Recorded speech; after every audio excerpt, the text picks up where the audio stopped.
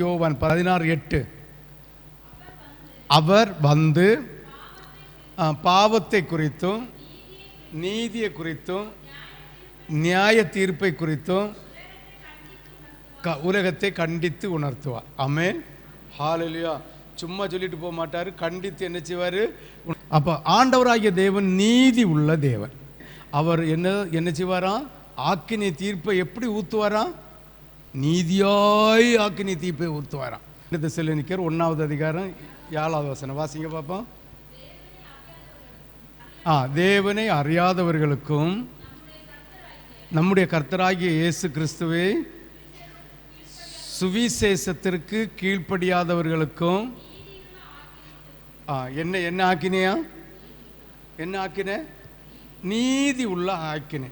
நீதி உள்ள ஆக்கினைன்னா கர்த்தர் ஆக்கினை தீர்ப்பு தரும்போது யாரும் அவர்கிட்ட ஒரு குற்றத்தை சாட்ட முடியாது. ஆமென்.